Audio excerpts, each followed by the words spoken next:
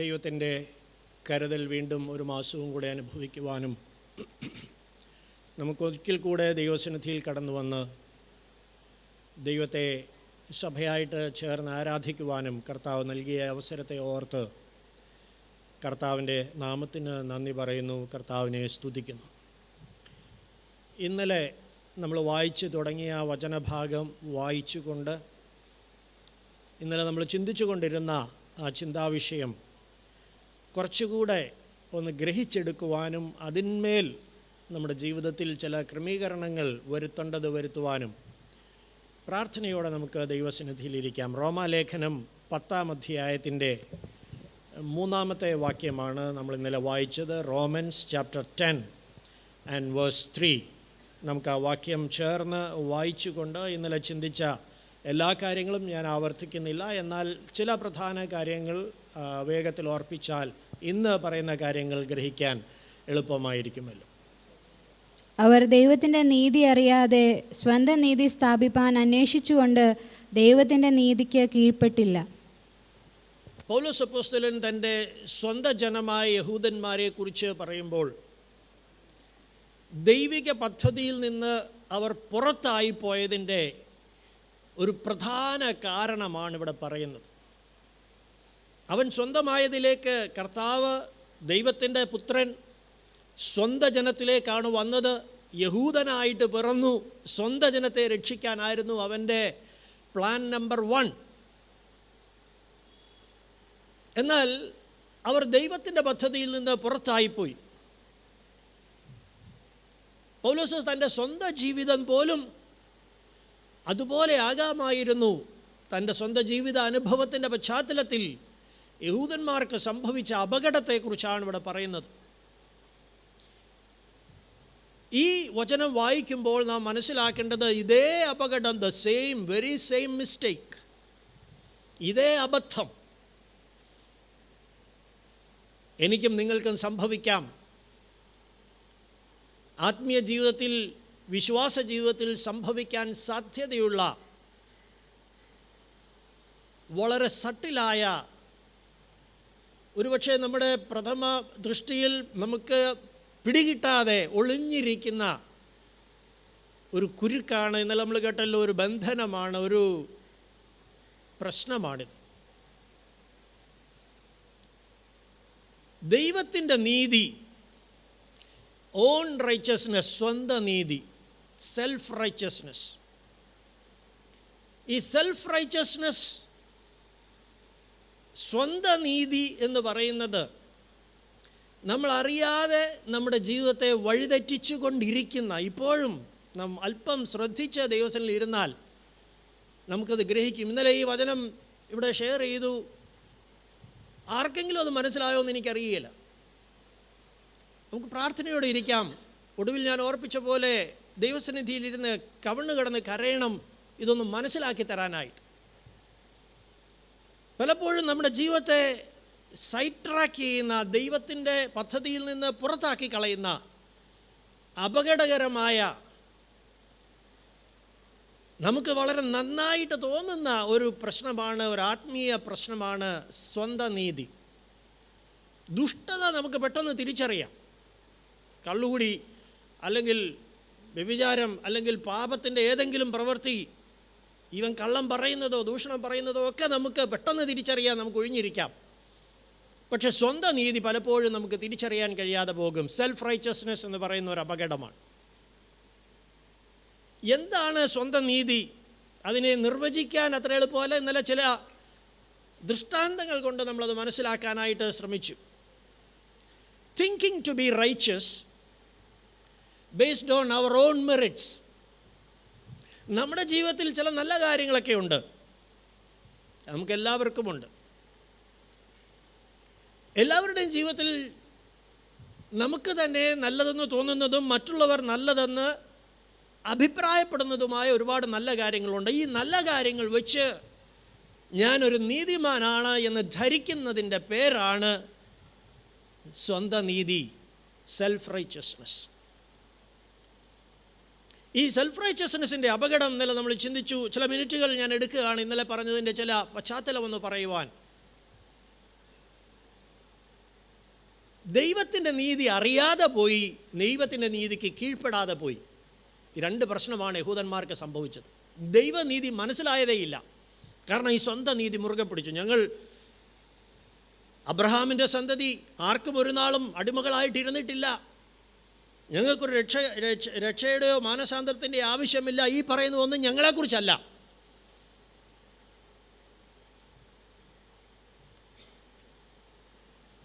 അത് മുറുകെ പിടിച്ചതുകൊണ്ട് ദൈവത്തിൻ്റെ നീതി മനസ്സിലായതുമില്ല, ദൈവത്തിൻ്റെ നീതി അതിന് കീഴ്പ്പെടാൻ കഴിഞ്ഞതുമില്ല. അവർ പുറത്തായിപ്പോയി. യേശുവിനെക്കുറിച്ച് നമ്മൾ കണ്ടു. താൻ സ്നാനപ്പെടാനായിട്ട് യോഹന്നാൻ സ്നാപകൻ്റെ അടുക്കൽ വന്നപ്പോൾ സ്നാപക യോഹന്നാൻ പറഞ്ഞു, നിന്നാൽ സ്നാനമേൽക്കാൻ എനിക്ക് ആവശ്യം. യേശു നൽകുന്ന സ്നാനം പരിശുദ്ധാത്മാവിലും തീയിലുമുള്ള സ്നാനമാണ്. യോഹന്നാൻ പറഞ്ഞു, എനിക്ക് അത് വേണം.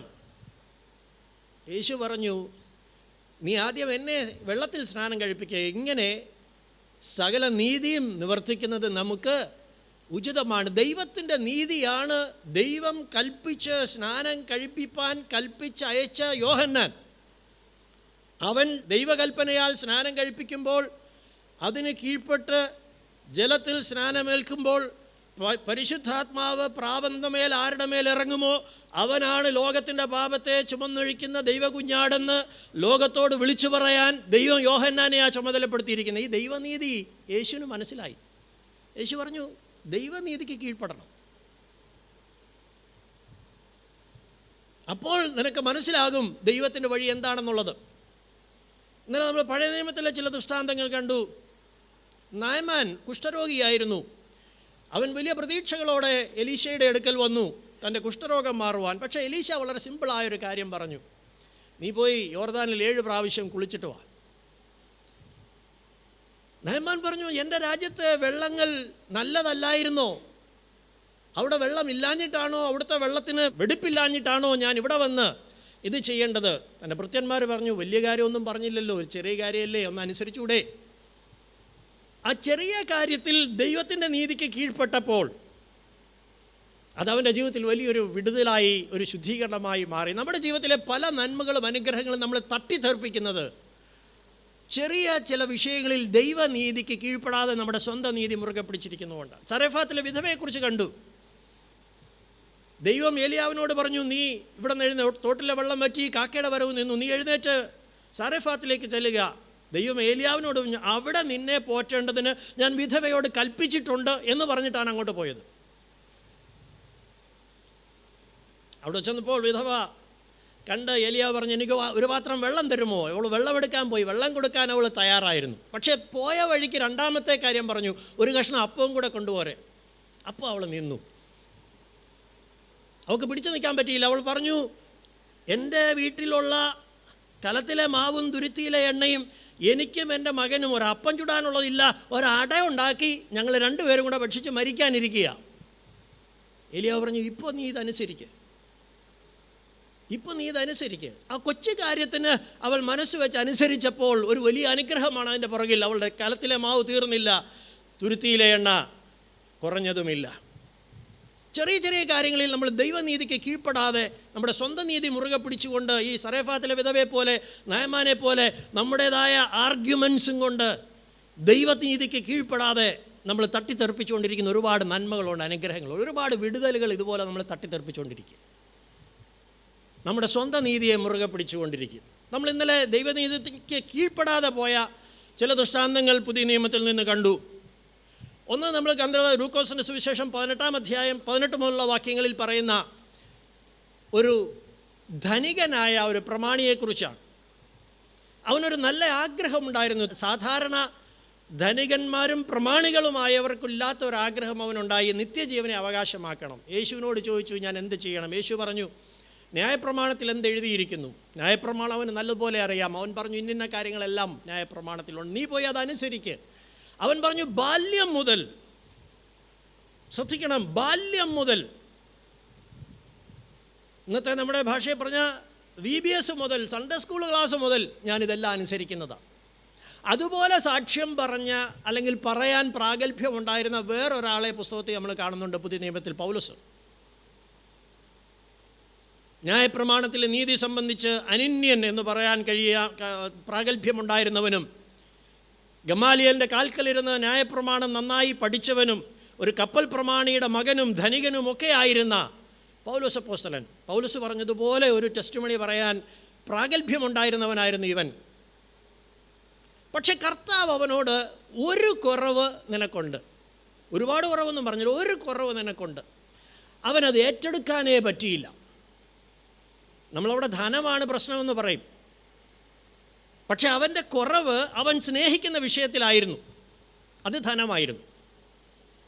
ഈ സ്വന്തം നീതി മുറുകെ പിടിച്ചുകൊണ്ട് ഞാനായിരുന്നു ആ സ്ഥാനത്തെങ്കിൽ, നിങ്ങളായിരുന്നു അവൻ്റെ സ്ഥാനത്തെങ്കിൽ എന്ത് പറഞ്ഞേനേയും. നോക്ക്, ബാല്യം മുതൽ ഒരു കൽപ്പന പോലും അനുസരണക്കേട് കാണിക്കാതെ ന്യായപ്രമാണം മുഴുവൻ അനുസരിച്ചിരിക്കുന്ന എനിക്ക് കുറവുണ്ടെന്ന് പറയാൻ നീ ആരാ? എൻ്റെ കുറവ് എന്താണെന്ന് നിനക്കെങ്ങനെ അറിയാം? ആരെങ്കിലും ഇന്നേ വരെ എൻ്റെ ഒരു കുറവ് പറഞ്ഞിട്ടുണ്ടോ? അവൻ്റെ ആ സ്വയനീതി ഒരു ഡിഫൻസ് മോഡിലേക്ക് അവനെ കൊണ്ടുവന്നു. പലപ്പോഴും ദൈവമക്കളെ, ദൈവവചനം നമ്മുടെ ആ ഒരു കുറവ് നമ്മെ ചൂണ്ടിക്കാണിക്കുമ്പോൾ അതിന് കീഴടങ്ങാതെ പോകുന്നത് നമ്മൾ മുറുകെ പിടിച്ചുകൊണ്ടിരിക്കുന്ന നമ്മുടെ ആ സ്വന്തം നീതിയാണ്. സ്വന്തം നീതി അത് വലിയൊരു അപകടമാണ് ദൈവമക്കൾ, വലിയൊരു അപകടമാണ്. എഫെസോസിലെ സഭയ്ക്കുണ്ടായത് ആ പ്രശ്നമായിരുന്നു, സ്വന്തം നീതി. ആദ്യ സ്നേഹം വിട്ടുകളഞ്ഞു എന്നൊരു കുറവ് നിന്നെക്കുറിച്ച് പറയാനുണ്ട്, ഏറ്റെടുക്കാൻ അവൻ തയ്യാറല്ല. അവൻ നാം കാണുന്നത് ദുഃഖിച്ച് പൊക്കളഞ്ഞു. കാരണം ആ പറഞ്ഞ കുറവ് അവൻ ഏറ്റവും സ്നേഹിച്ചിരുന്ന അവൻ്റെ സമ്പത്ത് കൂടെയായിരുന്നു. നിനക്കുള്ളതെല്ലാം വിറ്റ് ദരിദ്രന്മാർക്ക് കൊടുക്കാനായിട്ട് പറഞ്ഞു. അവനത് ഏറ്റെടുക്കാൻ കഴിഞ്ഞില്ല. കാരണം ന്യായപ്രമാണത്തിലേത് ബാല്യം മുതൽ അനുസരിക്കുന്നു എന്നുള്ളത് അവൻ്റെ ചിന്താമണ്ഡലത്തെ മുഴുവനും ദൈവത്തിൻ്റെ ആ ആത്മാവ് കാണിച്ചു കൊടുത്ത യേശു കർത്താവ് പറഞ്ഞ ആ കുറവ് ഉൾക്കൊള്ളാൻ കഴിയാതെ അവൻ അടച്ചുകളഞ്ഞു. ഒരുപക്ഷെ അവനത് ഏറ്റെടുത്തിരുന്നെങ്കിൽ പൗലോസിന് പകരം അവനായിരുന്നേനെയും ഇതുപോലൊരു സാക്ഷ്യം പറഞ്ഞ് ശക്തനായ ഒരു അപ്പോസ്തലൻ. കാരണം അത്രയ്ക്ക് ന്യായപ്രമാണം അറിയാം, ന്യായപ്രമാണത്തിൻ്റെ നീതി സംബന്ധിച്ച് അനന്യൻ, പ്രമാണി, ധനികൻ, എല്ലാ വിധത്തിലും ശക്തമായൊരു വേല ചെയ്യുവാൻ ഒരു യോഗ്യത ഉണ്ടായിരുന്ന ഒരാൾ. He was lost because of his self righteousness. ദൈവമക്കളെ, നമ്മുടെ സ്വന്തം നീതി നമ്മളെ ദൈവത്തിൻ്റെ പദ്ധതിയിൽ നിന്ന് പുറത്താക്കി കളയും. അത്രയ്ക്ക് അപകടം പിടിച്ചൊരു കാര്യമാണ്. മറ്റൊരു ദൃഷ്ടാന്തം നമ്മൾ ഇന്നലെ കണ്ടത് ലൂക്കോസിന്റെ സുവിശേഷം 15-ാം അധ്യായത്തിൽ ആ മുടിയനായ പുത്രൻ എന്ന് നമ്മൾ പറയുന്ന ഒരപ്പൻ്റെ 2 മക്കളിൽ മൂത്തവനെ കുറിച്ചാണ്. ലൂക്കോസിന്റെ സുവിശേഷം 15-ാം അധ്യായത്തിൻ്റെ 28 മുതൽ 30 വരെയുള്ള വാക്യങ്ങൾ വായിക്കുമ്പോൾ അതിനു മുകളിൽ നമ്മൾ കാണുന്നത് ഈ ഇളയ മകൻ ധൂർത്തടിച്ച് നടന്നവൻ അവസാനം പന്നിയോട് ഗുസ്തി പിടിച്ച് ഒരു നേരത്തെ ആഹാരത്തിന് വേണ്ടി,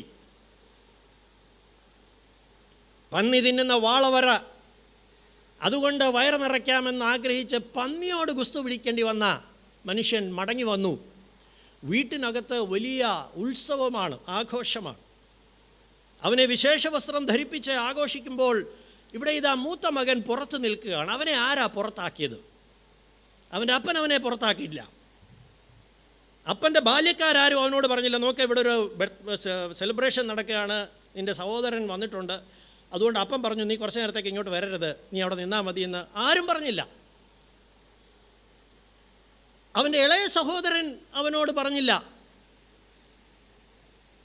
അച്ഛാ ഇച്ചിരി നേരം വെളിയിൽ നിന്നോ, ഞാൻ ഇതൊന്ന് കഴിഞ്ഞേച്ച് വിളിക്കാം, പറഞ്ഞില്ല. ജ്യേഷ്ഠനെ പുറത്ത് നിർത്തിയില്ല.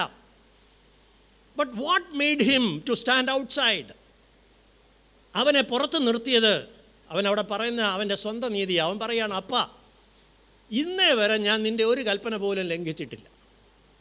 അവൻ്റെ ആ സ്വന്തം നീതി ഇങ്ങനെ പൊക്കിയെടുക്കുകയാണ് അവൻ. ഞാൻ ആരാണ്? ഈ സെലിബ്രേഷൻ നടക്കുന്ന ഈ ഇളയ മകനുമായിട്ട് കമ്പയർ ചെയ്യുമ്പോൾ ഞാൻ ആരാ? ഞാനല്ലേ നീതിമാൻ? മാത്രമല്ല അവൻ പിറുപിറുക്കുകയാണ്, നീ എനിക്ക് ഒരു ആട്ടിൻകുട്ടിയെ പോലും എൻ്റെ സ്നേഹിതന്മാരോടൊത്ത് ഒരു ഭക്ഷണം കഴിക്കാൻ, ഒരു നേരം ഭക്ഷണം കഴിക്കാൻ ഒരു ആട്ടിൻകുട്ടിയെ പോലും തന്നില്ലല്ലോ. നോക്കണം, ഇത്രയും കാലം ഈ വീട്ടിൽ പാർക്കുന്നിടത്തോളം അവൻ ഒരു പിറുപിറുപ്പും ഇല്ലായിരുന്നു. ഇന്ന് വരെ അവൻ അപ്പനോട് ഒരു ആട്ടിൻകുട്ടിയെ ചോദിച്ചിട്ടില്ല. ചോദിച്ചേച്ച് കൊടുക്കാതിരിക്കുന്ന ഒരു അപ്പനല്ല. കാരണം തൻ്റെ ഇളയ മകൻ വസ്തുവകയിൽ പാതി ചോദിച്ചത് അവന് അവകാശപ്പെട്ടത് മുഴുവൻ കൊടുത്തു വിട്ട ഒരു സ്നേഹമുള്ള അപ്പനാണത്. ആട്ടിൻകുട്ടിയെ ചോദിച്ചിരുന്നെങ്കിൽ ആട്ടിൻകുട്ടിയല്ല തള്ളയാടിനെയും കൂടെ കൊടുക്കുമായിരുന്നു അപ്പൻ, അത്രയ്ക്ക് സ്നേഹമുള്ള അപ്പനാണ്. പക്ഷെ അവൻ ചോദിച്ചിട്ടില്ല. പക്ഷേ ഇപ്പോൾ പെറുപെറുക്കുകയാണ്. What made him to murmur? Self righteousness, സ്വന്തം നീതി. ഈ സ്വന്തം നീതി ഇങ്ങനെ പൊങ്ങി വരുമ്പോൾ എന്താ സംഭവിച്ചത്? അവൻ വീട്ടിന് വെളിയിലായി, വീട്ടിന് പുറത്തായി. ദൈവമക്കളെ, ഇന്നലെ നമ്മൾ കണ്ടു, യെശയ്യാപ്രവചനം 64:6 പറയുന്നു, നമ്മുടെ സ്വന്തം നീതി കറ പുരണ്ട തുണി പോലെയാണ്. ഞാനിങ്ങനെയാണത് ഇന്നലെ ഓർപ്പിച്ചല്ലോ. പന്നിയുടെ കൂടെ ഗുസ്തി പിടിച്ച് ചെളി പിടിച്ച ഉടുപ്പുമായിട്ട് വന്ന ഇളയ മകൻ വിശേഷ വസ്ത്രം ധരിച്ച് അകത്ത് നിൽക്കുമ്പോൾ സ്വന്തം നീതിയുമായിട്ട് സോപ്പിട്ട് കുട്ടപ്പനായിട്ട് നടന്നവൻ ദൈവസന്നിധിയിൽ കറ പിടിച്ച ഉടുപ്പുമായിട്ട് പുറത്ത് നിൽക്കുക. ഇത് നമ്മുടെ ജീവിതത്തിലും സംഭവിക്കാം. എനിക്കും നിങ്ങൾക്കും ഈ അപകടം സംഭവിക്കാം. സ്വന്തം നീതി നമ്മെ കറ പിടിച്ച ഉടുപ്പുള്ളവരാക്കി ദൈവഭവനത്തിന് പുറത്താക്കി കളയും. ദൈവ പദ്ധതിയിൽ നിന്ന് നാം പുറത്തായി പോകും. മൂന്നാമത് നമ്മൾ കണ്ടത് ലൂക്കോസിന്റെ സുവിശേഷം 18-ാം അധ്യായത്തിൽ പ്രാർത്ഥിക്കാൻ പോയ 2 മനുഷ്യരെയാണ്, ഒരു പരീശനും ഒരു ചുങ്കക്കാരനും. ഈ ചുങ്കക്കാരനും പരീശനും രണ്ടുപേരും ദൈവാലയത്തിൽ പോയി. രണ്ടുപേരുടെയും ആഗ്രഹം ദൈവത്തോട് പ്രാർത്ഥിക്കാനുള്ളതായിരുന്നു. പക്ഷേ പരീശൻ്റെ പ്രാർത്ഥന, അവൻ കള്ളമൊന്നും പറഞ്ഞില്ല, തെറ്റായതൊന്നും പറഞ്ഞില്ല. That was A prayer of self righteousness. തന്നെത്താൻ നീതീകരിച്ചു കൊണ്ടുള്ള, തൻ്റെ സ്വന്തം നീതിയെ ദൈവം മുമ്പാകെ ഉയർത്തി കാണിച്ചുകൊണ്ടുള്ള ഒരു പ്രാർത്ഥനയായിരുന്നു അത്. അതിൻ്റെ പ്രശ്നം എന്താണെന്ന് ചോദിച്ചാൽ, മറ്റുള്ളവരെ ധിക്കരിക്കും. അടുത്ത് നിന്ന പരീശന് ചുങ്കക്കാരനെ കുറിച്ച് പറയുന്നത്, ഈ നിൽക്കുന്ന ചുങ്കക്കാരനെ പോലെയും ഞാനല്ല. ദൈവമക്കളെ, ഇങ്ങനെയുള്ള മറ്റുള്ളവരോട് താരതമ്യം ചെയ്യിപ്പിക്കുന്ന ചിന്താഗതി,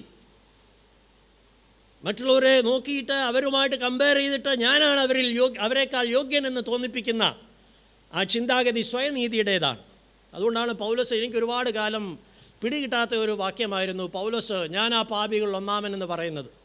ഞാൻ പറഞ്ഞു, അതൊക്കെ രക്ഷിക്കപ്പെടുന്നതിന് മുമ്പുള്ള കാര്യമല്ലേ.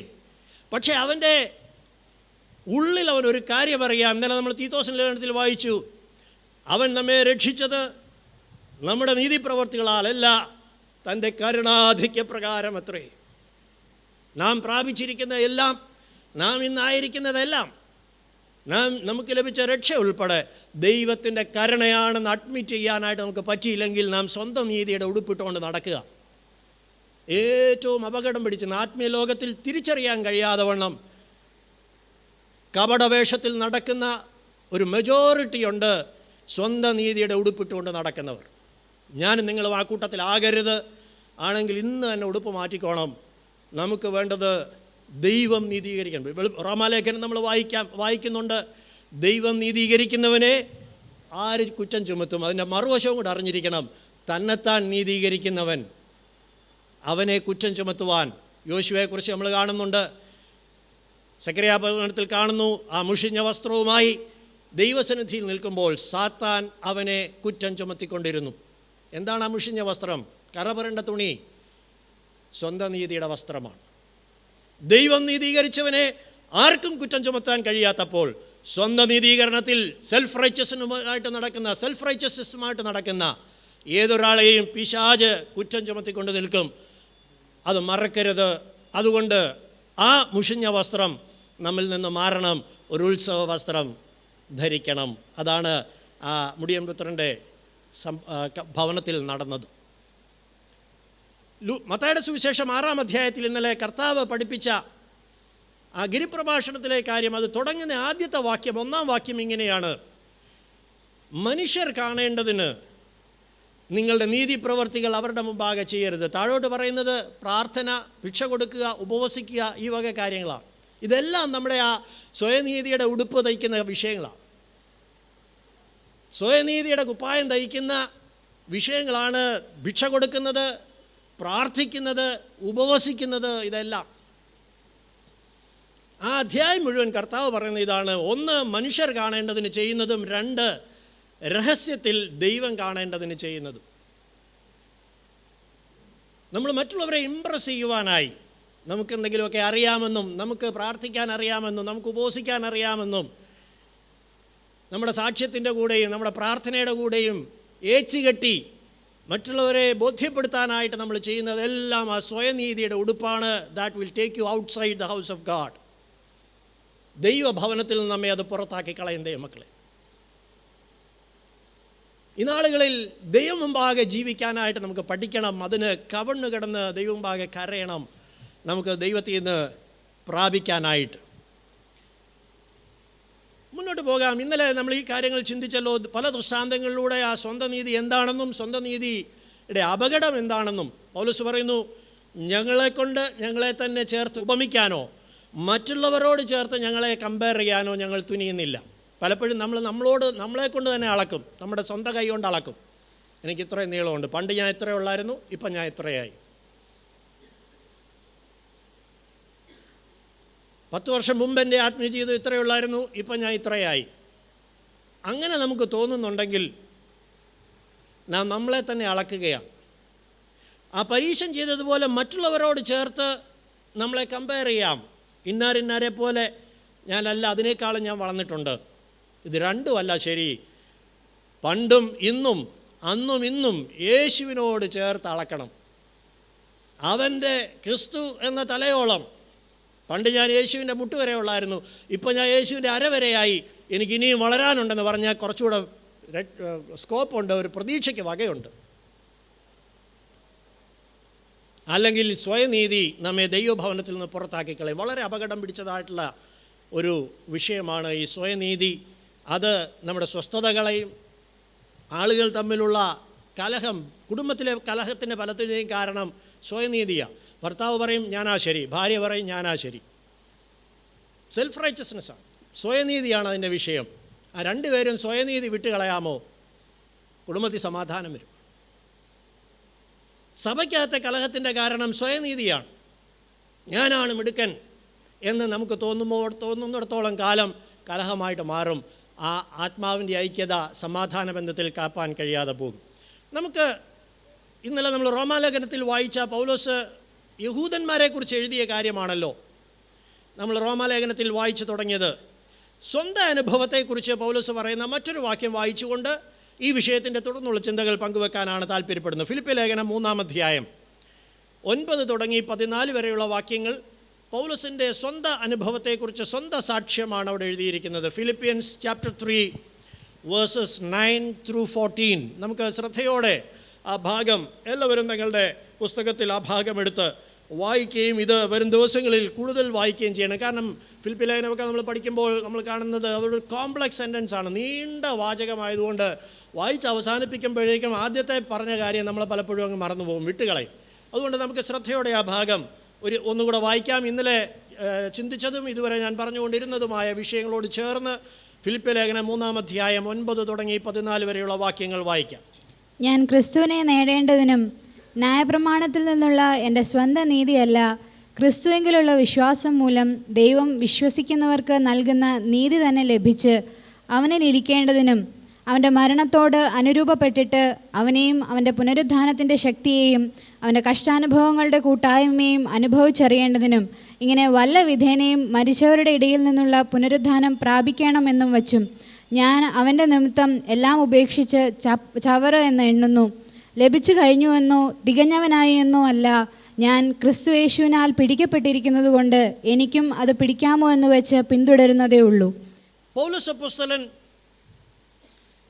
9-ാം വാക്യം തുടങ്ങുമ്പോൾ മലയാളത്തിൽ നമ്മൾ കാണുന്നത് ആ 2 നീതിയെക്കുറിച്ച് എടുത്തു പറഞ്ഞുകൊണ്ടാണ്.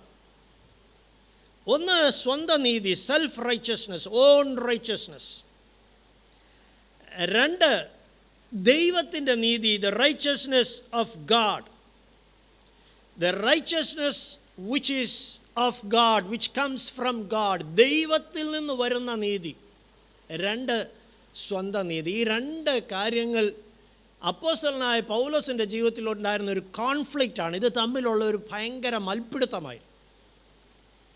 നമ്മുടെ ജീവിതത്തിലും ഈ പ്രശ്നമുണ്ട് എന്നൊന്നത് ആദ്യം നമുക്ക് സമ്മതിച്ചു കൊടുക്കാം. പലപ്പോഴും ഈ കോൺഫ്ലിക്റ്റ് നമ്മൾ തിരിച്ചറിയുന്നേ ഇല്ല. നമ്മൾ വിചാരിക്കുന്നത് പൗലോസ് തൻ്റെ പഴയ ജീവിതത്തെക്കുറിച്ച്, രക്ഷിക്കപ്പെടുന്നതിന് മുമ്പുള്ളതിനെക്കുറിച്ച് പറയുകയായിരിക്കും. അല്ല, തൻ്റെ ജീവിതത്തിൽ നിരന്തരമായി തുടർമാനമായി സംഭവിച്ചു കൊണ്ടിരുന്ന ഒരു പോരാട്ട വിഷയമായിരുന്നു ഇത്. Self righteousness versus God's righteousness. സ്വന്തം നീതി, ദൈവനീതി, സ്വന്തം നീതി, ദൈവനീതി. ഇതിലേത് മുറുകെ പിടിക്കണം? അതാണ് പോരാട്ടം. ഇന്ന് പകൽക്കാലം നമുക്ക് ശാന്തമായിരുന്ന് ഈ ദൈവത്തിൻ്റെ നീതി, സ്വന്തം നീതിയിൽ നിന്ന് വിടുതൽ പ്രാപിക്കുകയും ദൈവത്തിൻ്റെ നീതി പ്രാപിക്കുകയും ചെയ്യാൻ നാം എന്തു ചെയ്യണം? പൗലോസ് തൻ്റെ സ്വന്തം അനുഭവത്തിൽ പറയുന്ന ചില കാര്യങ്ങളുണ്ട്. നല്ലവണ്ണം നമുക്കറിയാവുന്ന വചനങ്ങളാണെങ്കിലും ഈ വിഷയത്തോട് ചേർന്ന് അതിൻ്റെ പൊരുളൊന്നുകൂടെ ഒന്ന് മനസ്സിലാക്കാനായിട്ട് ശ്രമിക്കാം. ആദ്യം നാം ഓർക്കേണ്ട കാര്യം, സ്വന്തം നീതി അവകാശപ്പെടാൻ ആർക്കെങ്കിലും ഉണ്ടായിരുന്നെങ്കിൽ, ഇന്നലെ നമ്മൾ കണ്ട ആ ധനികനായ പ്രമാണി ന്യായപ്രമാണത്തിലെ കൽപ്പനകളെല്ലാം ബാല്യം മുതൽ അനുസരിച്ചു കൊണ്ടിരുന്ന മനുഷ്യനെ പോലെ, അതുപോലെ സാക്ഷ്യം പറയുന്ന രണ്ടാമത്തെ ആളാണ് ഇവിടെ നമ്മൾ കാണുന്നത്, പൗലോസ് അപ്പോസ്തലൻ. 4 തുടങ്ങി 6 വരെയുള്ള വാക്യങ്ങളൊന്ന് വായിച്ചേ. തനിക്ക് സ്വന്തം നീതി, ആ സെൽഫ് റൈച്ചസ്നെസ് ക്ലെയിം ചെയ്യാൻ എന്തെല്ലാം തനിക്കുണ്ടായിരുന്നു. ഫിലിപ്പി ലേഖനം 3-ാം അധ്യായം 4 തുടങ്ങി 6 വരെയുള്ള വാക്യങ്ങൾ. പക്ഷേ എനിക്ക് ജഡത്തിലും ആശ്രയിപ്പാൻ വകയുണ്ട്. മറ്റാർക്കാനും ജഡത്തിൽ ആശ്രയിക്കാമെന്ന് തോന്നിയാൽ എനിക്ക് അധികം. 8-ാം നാളിൽ പരിച്ഛേദനയേറ്റവൻ, ഇസ്രായേൽ ജാതിക്കാരൻ, ബെന്യാമിൻ ഗോത്രക്കാരൻ, എബ്രായരിൽ നിന്ന് ജനിച്ച എബ്രായൻ, ന്യായപ്രമാണം സംബന്ധിച്ച് പരീശൻ, ശുഷ്കാന്തി സംബന്ധിച്ച് സഭയെ ഉപദ്രവിച്ചവൻ, ന്യായപ്രമാണത്തിലെ നീതി സംബന്ധിച്ച് അനിന്യൻ. 6-ാം വാക്യം അവസാനിപ്പിക്കുന്നത് the righteousness which is in the law. ന്യായപ്രമാണത്തിലെ നീതി സംബന്ധിച്ച് ഞാൻ എന്നെ തന്നെ വിലയിരുത്തിയാൽ, മറ്റാരെങ്കിലും എനിക്ക് മാർക്കിട്ടാൽ, ബ്ലെയിംലെസ്, ഒരു കുറ്റവും പറയാനില്ലാത്തവൻ. ഓൺ റൈച്ചസ്നെസ്, സെൽഫ് റൈച്ചസ്നെസ്, സ്വന്തം നീതി എടുത്തു പറയാൻ ആർക്കെങ്കിലും ഉണ്ടായിരുന്നെങ്കിൽ ഏറ്റവും അധികം ഉണ്ടായിരുന്നയാളാണ് പൗലോസ് അപ്പോസ്തലൻ. നമ്മുടെ ജീവിതത്തിൽ ഇതുപോലെ നമ്മുടെ മെറിറ്റ്സ്, നമ്മൾ പ്രാർത്ഥിക്കുന്നവരാണ്, നമ്മൾ ഉപവസിക്കുന്നവരാണ്, നമ്മൾ വേർപാട് ആചരിക്കുന്നവരാണ്, നമ്മൾ ഒരുപാട് കാര്യങ്ങൾ വിട്ടുകളഞ്ഞവരാണ്, വില കൊടുത്ത് കർത്താവിന് വേണ്ടി ജീവിക്കുന്നവരാണ്. നമുക്ക് അവകാശപ്പെടാൻ ഒരുപാട് കാര്യങ്ങൾ കാണും. ഒരു വെള്ള പേപ്പർ എടുത്ത് അതെല്ലാം ഒന്ന് ലിസ്റ്റ് ചെയ്യണം. പണ്ടത്തെ പോലെ കുടുംബവും പാരമ്പര്യവും പശ്ചാത്തലവും ഒന്നും നമ്മൾ പറയത്തില്ലായിരിക്കും. പക്ഷേ നമ്മളിപ്പോൾ ക്ലെയിം ചെയ്യുന്ന ഒരുപാട് ആത്മീയ സ്പിരിച്വൽ മെറിറ്റ്സ് ഉണ്ട് നമ്മുടെ ജീവിതത്തിൽ. മറ്റുള്ളവർക്ക് അറിയാവുന്നതിനേക്കാൾ കൂടുതൽ വചനം എനിക്കറിയാം, മറ്റുള്ളവർക്ക് പറയാൻ പറ്റുന്നതിനേക്കാൾ നന്നായിട്ട് വചനം പറയാൻ എനിക്കറിയാം, സുവിശേഷം പറയുന്നുണ്ട്, രാത്രി മുഴുവൻ ഉണർന്നിരുന്ന് പ്രാർത്ഥിക്കുന്നുണ്ട്, ഒരുപാട് മെറിറ്റ്സ് നമുക്ക് പറയാനുണ്ട്. ദൈവമക്കളെ, ഇതിലേതെങ്കിലും നമ്മൾ ക്ലെയിം ചെയ്യുന്നുണ്ടെങ്കിൽ നാം ആ സ്വന്തം നീതിയുടെ ഉടുപ്പ് ധരിച്ച് നടക്കുക. എങ്ങനെയാണ് ഇതിൽ നിന്ന് പുറത്തു വരുന്നത്? ഇത് ശരിക്കും എനിക്കൊരു വിചാരവും ഇല്ല. ഇന്നിപ്പോൾ 1 മണിക്കൂർ ഞാൻ പ്രസംഗിച്ചതുകൊണ്ട് നമ്മളെല്ലാവരും ഇതങ്ങ് മനസ്സിലാക്കി കളയുമെന്ന് എനിക്കൊരു വിചാരവുമില്ല. അതുകൊണ്ട് ഞാൻ അപേക്ഷിക്കുന്നത്, ഞാൻ ഉൾപ്പെടെ ഈ ദിവസങ്ങളിൽ ദൈവസന്നിധി പോയി കവണ്ണ് കിടന്ന് കരയാൻ, കർത്താവേ, ഇതെന്താണ് എൻ്റെ ജീവിതത്തിൽ ഏതളവിലുണ്ടെന്ന് എന്നെ ഒന്ന് മനസ്സിലാക്കി തരണേ എന്ന് നമുക്ക് കരഞ്ഞ് പ്രാർത്ഥിക്കണം. കാരണം എങ്ങനെയെങ്കിലും ഈ സ്വന്തം നീതിയുടെ ഉടുപ്പ് മാറ്റിയിട്ട് ദൈവത്തിൻ്റെ നീതി ധരിക്കുന്നവരായിരിക്കണം. സർദീസിലെ സഭയോട് പറഞ്ഞു, ഉടുപ്പ് മലിനമാകാത്ത കുറേ പേർ, അവരാരും പോയി ലോകത്തിൻ്റെ പാപം ചെയ്തവരൊന്നുമല്ല, ഈ സ്വന്തം നീതിയുടെ കറപുരണ്ട ഉടുപ്പ് ധരിച്ചുകൊണ്ട് നടക്കുന്ന പലരും ആ സഭയിലുണ്ടായിരുന്നു. അതാണ് അവിടെ ഓർപ്പിക്കുന്നത്. ഉടുപ്പ് മലിനമായി പോകരുത്, ഈ സ്വന്തം നീതി കൊണ്ട് ജീവിക്കാൻ ശ്രമിക്കരുത്, ദൈവത്തിൻ്റെ നീതിയായിരിക്കട്ടെ നമ്മുടെ വസ്ത്രം. അത് ആണ് ആ ശുഭ്രമായ ശോഭയേറിയ വസ്ത്രം. പൗലോസ് ചെയ്ത 2-3 കാര്യങ്ങളുണ്ട്. 3 കാര്യങ്ങൾ ഈ വചനത്തിൻ്റെ പശ്ചാത്തലത്തിൽ ഞാൻ ഓർപ്പിക്കാൻ ആഗ്രഹിക്കുന്നു. എങ്ങനെ, how can you come out of self righteousness, own righteousness? സ്വന്തം നീതിയുടെ ആ മലിനത പിടിച്ച ഉടുപ്പ്, ആ കറ പിടിച്ച ഉടുപ്പ് മാറി എങ്ങനെ ആ ദൈവനീതി ധരിക്കാനായിട്ട് കഴിയും? 3 കാര്യങ്ങൾ പൗലോസ് തൻ്റെ ജീവിതത്തിൽ ചെയ്തത് ഇവിടെ പറയുന്നുണ്ട്. അത് വേഗത്തിൽ തുടർന്നുള്ള അരമണിക്കൂർ കൊണ്ട് ഓർപ്പിച്ച് അവസാനിപ്പിക്കാനാണ് ഞാൻ ആഗ്രഹിക്കുന്നത്. 1, 7-8 വാക്യങ്ങൾ നമുക്ക് വായിക്കാം.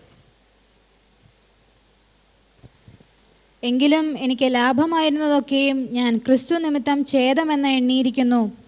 അത്രയുമല്ല, എൻ്റെ കർത്താവായ ക്രിസ്തു യേശുവിനെ കുറിച്ചുള്ള പരിജ്ഞാനത്തിൻ്റെ ശ്രേഷ്ഠത നിമിത്തം ഞാൻ ഇപ്പോഴും എല്ലാം ഛേദമെന്ന് എണ്ണുന്നു. counted it a loss. സ്വന്തം നീതി എന്ന് മെറിറ്റ് പറയാൻ കഴിയുന്നതെല്ലാം നഷ്ടമാണ് എന്ന് മനസ്സിലാക്കി. നഷ്ടമാണ്, ഛേദം. ബിസിനസ് ചെയ്യുന്നവരോട് ചോദിച്ചറിയാൻ ലാഭം എന്താ, നഷ്ടം എന്താ.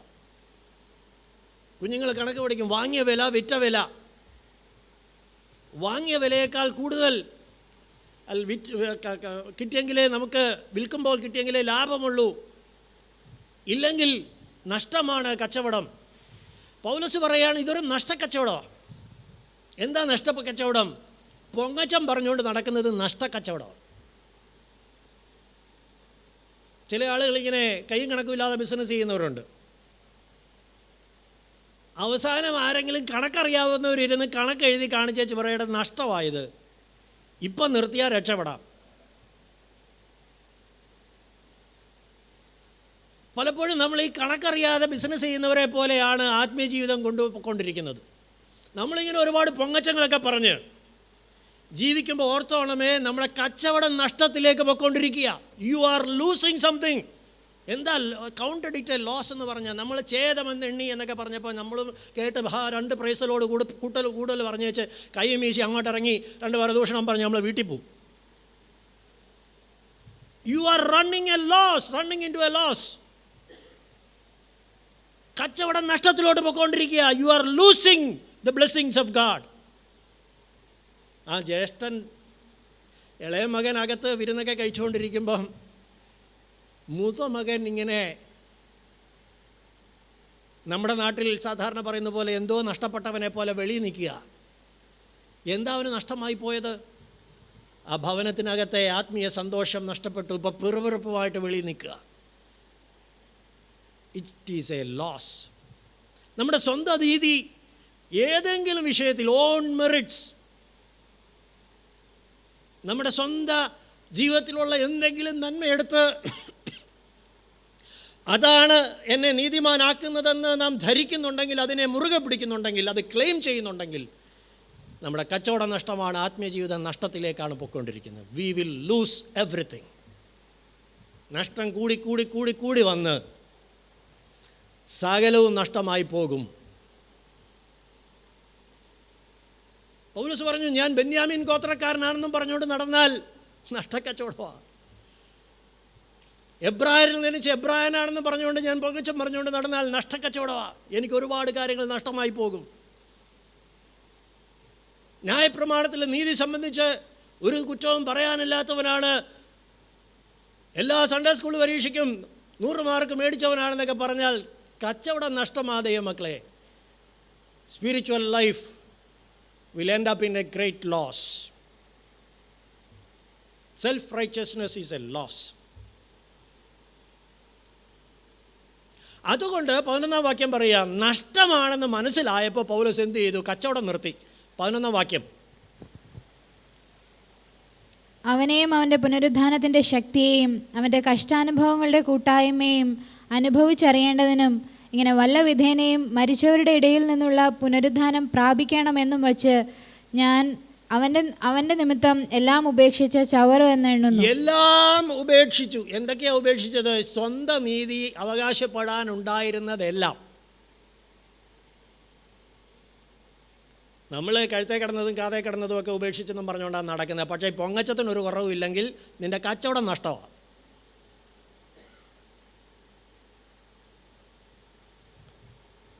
എല്ലാം ഉപേക്ഷിച്ചു. കച്ചവടം നിർത്തി. ഞാൻ ഇത് നഷ്ടക്കച്ചവടമാണെന്ന് മനസ്സിലായപ്പോൾ ഞാൻ നിർത്തി. എത്ര പേര് ജീവിതത്തിൽ ആ സാക്ഷ്യം പറയാനുണ്ട്? ഞാനൊരു നീതിമാനാണെന്ന് തോന്നുമാറ് എൻ്റെ ജീവിതത്തിലെ പല കാര്യങ്ങൾ, ഞാൻ രാവിലെ എഴുന്നേറ്റെന്നും കയറ്റം എടുക്കുന്നുണ്ട്, ഞാൻ മുടങ്ങാതെ പ്രാർത്ഥിക്കുന്നുണ്ട്, ഞാൻ എല്ലാ ഉപവാസ പ്രാർത്ഥനയ്ക്കും പോകുന്നുണ്ട്, ഓൺലൈൻ ബൈബിൾ സ്റ്റഡിയിലെല്ലാം ഞാൻ കയറുന്നുണ്ട്. എല്ലാം പറയാൻ നമുക്ക് ഒരുപാട് കാര്യങ്ങളുണ്ട്. കച്ചവടം നഷ്ടമാ സഹോദരി സഹോദരന്മാർ.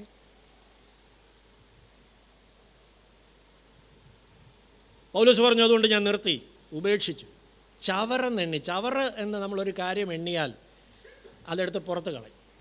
ചവറാരും വീട്ടിൽ വെച്ചുകൊണ്ടിരിക്കത്തില്ല. കാരണം അതിൻ്റെ അകത്ത് ക്ഷുദ്രജീവികളൊക്കെ പെരുകും, അതിൻ്റെ അകത്ത് അട്ടയും പല്ലിയും പാറ്റയും എലിയും പാമ്പും ഒക്കെ അതിൻ്റെ അകത്ത് കയറി വരും. ചവറ് പുറത്ത് കളയുന്ന കാര്യം.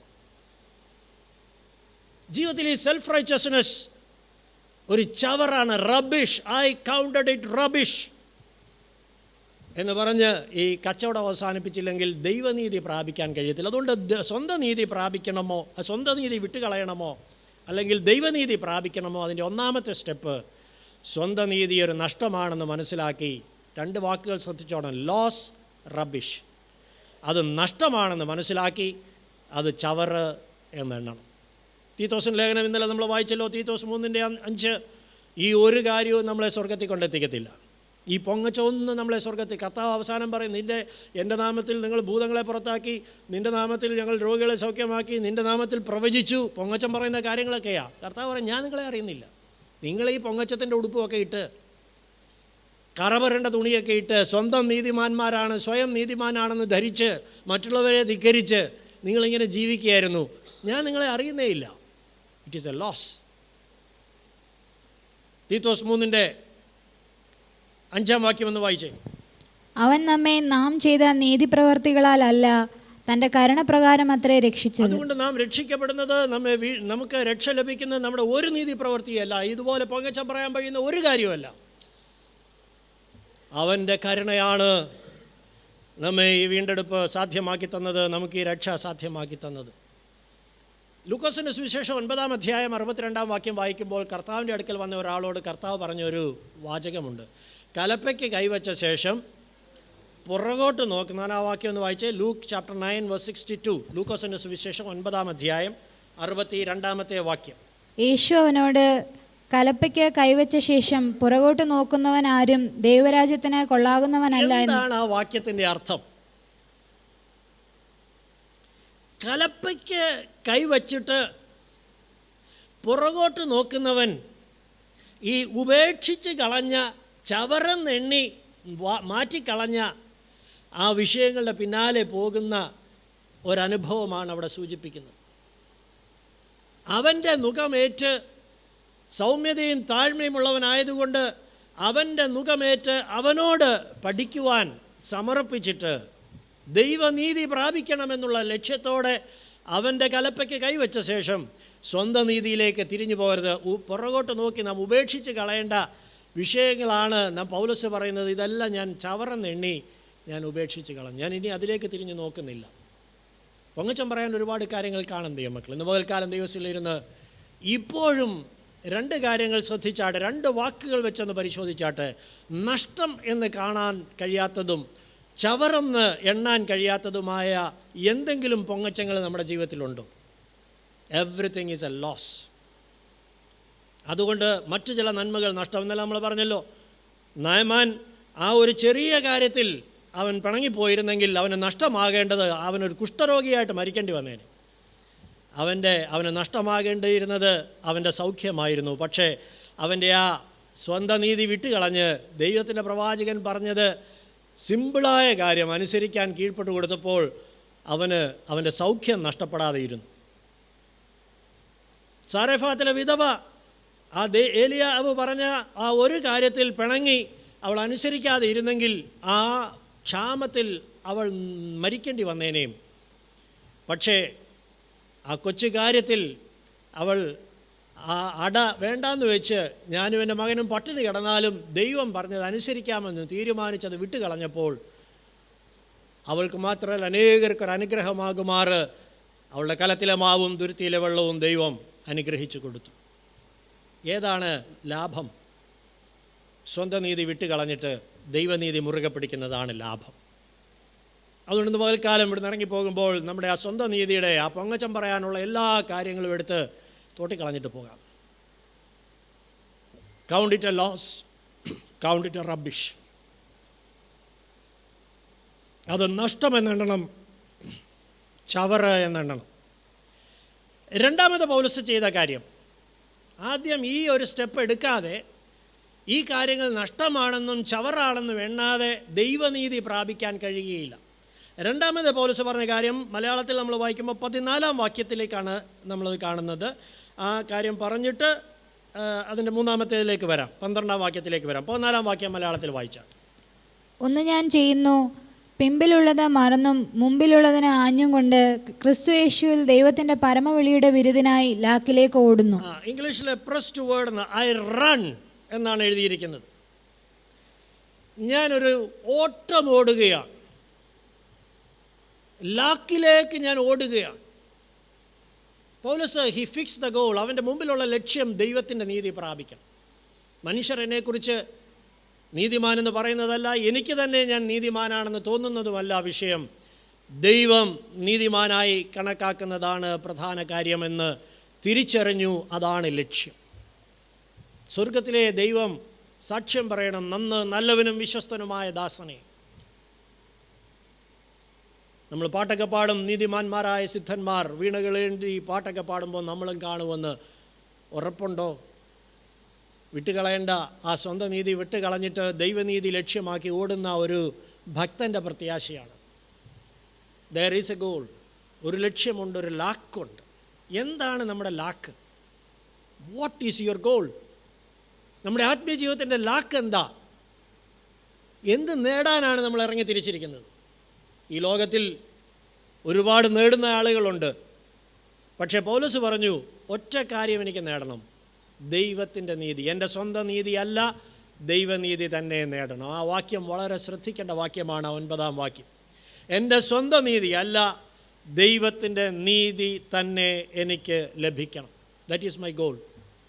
അതിനുവേണ്ടി താൻ ചെയ്ത 4 കാര്യങ്ങളാണ് ഞാൻ ഓർപ്പിക്കാൻ ആഗ്രഹിക്കുന്നത്. താൻ ഓടുന്നു എന്നാണ് പറയുന്നത്. ഓടുക എന്ന ആ കാര്യത്തിൽ പൗലോസ് അർത്ഥമാക്കുന്ന 4 കാര്യങ്ങൾ 1 കൊരിന്ത്യർ 9-ാം അധ്യായം 27-ാം വാക്യത്തിൽ 25 തുടങ്ങിയുള്ള വാക്യത്തിൽ 24, 25 വാക്യങ്ങൾ എഴുതിയിട്ടുണ്ട്. 1 കൊരിന്ത്യർ 9-ാം അധ്യായം 24, 25 വാക്യങ്ങൾ. ഓട്ടക്കളത്തിൽ ഓടുന്നവർ എല്ലാവരും ഓടുന്നു, എങ്കിലും ഒരുവനെ വിരുദു പ്രാപിക്കുന്നുള്ളൂ എന്ന് അറിയുന്നില്ലയോ? നിങ്ങളും പ്രാപിപ്പാൻ തക്കവണ്ണം ഓടും. Run to obtain. നിങ്ങൾ പ്രാപിക്കാൻ വേണ്ടി ഓടണം. എന്ത് പ്രാപിക്കാനായിട്ട് ഓടണം? സ്വന്തം നീതിയല്ല, ദൈവത്തിൻ്റെ നീതി പ്രാപിക്കാനായിട്ട് ഓടണം. അതാണ് നമ്മുടെ ലക്ഷ്യം. വളരെ ക്ലിയർ ആയിരിക്കണം. നാം അതിനുവേണ്ടി ഓടണം എന്നാണ് വായിക്കുന്നത്. അടുത്ത വാക്യം, അംഗം പൊരുതുന്നതിനൊക്കെയും സകലത്തിലും വർജനം ആചരിക്കുന്നു, അതോ അവർ വാടുന്ന കിരീടവും നാമോ വാടാത്തതും പ്രാപിക്കണം. വർജനം ആചരിച്ചുകൊണ്ട് ഓടണം. എങ്ങനെയായി ഓടുന്നത്? 1, ലക്ഷ്യമുണ്ട്, അത് പ്രാപിക്കാൻ ഓടണം. ലക്ഷ്യം ദൈവത്തിൻ്റെ നീതിയാണ്. 2, വർജിക്കേണ്ട കാര്യങ്ങളുണ്ട്, അത് വർജിച്ചുകൊണ്ട് ഓടണം. എന്താ വർജിക്കേണ്ടത്? സ്വന്തം നീതി. നമ്മൾ ഈ വർജനം ആചരിച്ചുകൊണ്ട് ഓടണം എന്നൊക്കെ പറഞ്ഞ് ഘോരഘോരം മറ്റുള്ളവർക്ക് ഇട്ട് വെട്ടി കുത്തിയൊക്കെ നമ്മൾ പ്രസംഗിക്കും. എന്താ വാസ്തവത്തിൽ വർജിക്കേണ്ടത്? On righteousness. പൗലോസ് വർജിച്ച കാര്യങ്ങളാണ് ഫിലിപ്പി ലേഖനത്തിൽ താൻ പറയുന്നത്. എനിക്ക് പ്രശംസിക്കാൻ ഉണ്ട് എന്ന് തോന്നുന്നത്, എനിക്ക് മെറിറ്റ് ഉണ്ട് എന്ന് എനിക്ക് തോന്നുന്ന കാര്യങ്ങളെല്ലാം ഞാൻ ചവറ് എന്നെണ്ണി ഞാൻ വർജിക്കുകയാണ്, ഉപേക്ഷിക്കുക. വർജനം ആചരിച്ചുകൊണ്ട് ഓടണം. നമ്മളൊരു നീതിമാനാണ്, എനിക്കൊരു കുഴപ്പവും ഇല്ല എന്ന് തോന്നിപ്പിക്കുന്ന കാര്യങ്ങളെല്ലാം ഒരു ലിസ്റ്റിൽ എഴുതണം. അതൊക്കെ കീറിക്കളയാൻ തയ്യാറായിരിക്കണം. അതിനപ്പുറമാണ് ദൈവത്തിൻ്റെ നീതി നാം പ്രാപിക്കുക. അതൊന്നും നമുക്ക് ക്ലെയിം ചെയ്ത് ദൈവസന്നിധി ചെല്ലാൻ കഴിയുകയില്ല. 3-ാമത്തെ കാര്യം 26-ാം വാക്യം, ആകയാൽ ഞാൻ നിശ്ചയമില്ലാത്തവണ്ണമല്ല. Run with സർട്ടൻറ്റി. നിശ്ചയത്തോടുകൂടെ ഓടണം. വളരെ ഉറപ്പോടുകൂടെ ഓടണം. പൗലോസ് പറയുന്ന ഒരു ലക്ഷ്യമില്ലാത്ത പോലെ, ആകാശത്തെ കുത്തുന്ന പോലെ ഉള്ള മുഷ്ടിയുദ്ധമല്ല ഞാൻ ചെയ്യുന്നത്, നിശ്ചയത്തോടു കൂടെയാണ്. വളരെ സർട്ടനാണ് എൻ്റെ ഈ ക്രിസ്തീയ ജീവിതം. നമുക്ക് ഒരു നിശ്ചയബോധമുണ്ടോ നമ്മുടെ ആത്മീയ ജീവിതത്തിൽ? 2025 ആണ്ടിൽ ദൈവസന്നിധിയിൽ എനിക്ക് ഇന്നിന്ന വിഷയങ്ങളിൽ ഒരുക്കം പ്രാപിക്കണം, എൻ്റെ കുടുംബത്തിലെ ഇന്നിന്ന വിഷയങ്ങളിൽ ക്രമീകരണം ഉണ്ടാകണം, എൻ്റെ വ്യക്തി ജീവിതത്തിലെ ഇന്നിന്ന കാര്യങ്ങളിൽ ഒരുക്കം ഉണ്ടാകണം. ഇങ്ങനെ ചില നിശ്ചയങ്ങളുണ്ടോ നമുക്കിങ്ങനെ? എന്തുവാ കാര്യം? ദൈവം നടത്തുന്ന പോലെ എന്ന് പറഞ്ഞാൽ എനിക്കൊരു നിശ്ചയവും ഇല്ല. എനിക്കൊരു സമർപ്പണവും ഇല്ല. ഞാൻ രാവിലെ എണീക്കുമ്പോൾ എന്ത് തോന്നുന്നു അതുപോലെ ഞാനങ്ങ് പോകും. ദൈവം നടത്തുന്നത് പോലെ പോകാനാണെന്നെങ്കിലും നിശ്ചയമുണ്ടോ? ദൈവം നടത്തുന്നത് പോലെ പോകാനാണ് ഓരോ ചുവടും വെക്കുന്നത്, ദൈവശബ്ദം കേട്ടിട്ടാണ് എന്ന് പറയാനുള്ള നിശ്ചയമെങ്കിലും നമുക്കുണ്ടോ? റൺ വിത്ത് സർട്ടൻറ്റി, നിശ്ചയബോധത്തോടുകൂടെ ഓടണം. അപ്പോൾ ഒന്ന്, പ്രാപിക്കാൻ തക്കവണ്ണം ഓടണം. രണ്ട്, ഉപേക്ഷിക്കേണ്ടതെല്ലാം, ആ സ്വയനീതിയുടെ ഇതെല്ലാം വർജനം ആചരിച്ചുകൊണ്ട് ഓടണം. മൂന്ന്, നിശ്ചയബോധത്തോടുകൂടി ഓടണം. നാലാമത്തെ കാര്യം പറയുന്നത് എന്താണെന്നറിയാമോ? 27 വാക്യമാണ്. Run with discipline. വായിച്ചത് 27. മറ്റുള്ളവരോട് പ്രസംഗിച്ച ശേഷം ഞാൻ തന്നെ കൊള്ളരുതാത്തവനായി പോകാതിരിക്കേണ്ടതിന് എൻ്റെ ശരീരത്തെ ദണ്ഡിപ്പിച്ച് അടിമയാക്കുക ചെയ്യും. ഞാൻ എൻ്റെ ഈ ശരീരം ദൈവനീതി പ്രാപിക്കാൻ തക്കവണ്ണം ഓടുന്ന ഈ ഓട്ടത്തിൽ തടസ്സം വരുന്നതിന് എല്ലാം ഞാൻ ശിക്ഷണം കൊടുത്തുകൊണ്ടാണ് ഓടുന്നത്. I discipline, run with discipline. ജീവിതത്തിൽ, ആത്മീയ ജീവിതത്തിനൊരു അച്ചടക്കത്തോടുകൂടെ ഓടണം. ഈ ഓട്ടം ഓടി ജയിക്കുന്നവരുടെ പ്രത്യേകതകളാണ് പൗലോസിൻ്റെ ആത്മീയ ജീവിതത്തോട് ചേർത്ത് പറയുന്നത്. പ്രാപിക്കാൻ വേണ്ടി ഓടണം, ചുമ്മാതെ ഓടാൻ വേണ്ടി ഓടുകയല്ല.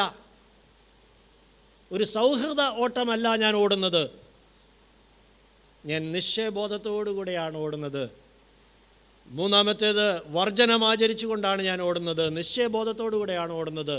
നാലാമത്തേത്, അച്ചടക്കത്തോടുകൂടെയാണ് ഓടുന്നത്. പൗലോസ് പറയാണ്, ഐ റൺ, ഞാൻ ഓടിക്കൊണ്ടിരിക്കുക ഈ ലക്ഷ്യത്തിന് വേണ്ടി. ഇന്ന് പകൽക്കാലം നമുക്കതിനു വേണ്ടി നമ്മുടെ ജീവിതത്തെ ഒന്ന് സമർപ്പിക്കാമോ? ഇതുവരെയും ആത്മീയ ജീവിതത്തിൽ ഒരു നിശ്ചയബോധമില്ലെങ്കിൽ ഈ ദിവസങ്ങളിൽ ദൈവത്തോട് അങ്ങനെ ഒരു നിശ്ചയബോധം കർത്താവ് തരാനായിട്ട് പ്രാർത്ഥിക്കാം. വല്ലവിധേനയും എനിക്ക് അത് പ്രാപിക്കണം. ഈ റൺ എന്ന വാക്ക് കഴിഞ്ഞിട്ട് പൗലോസ് ഉപയോഗിക്കുന്ന രണ്ടാമതൊരു വാക്കുണ്ട്. അതാണ് മൂന്നാമത്തെ കാര്യം.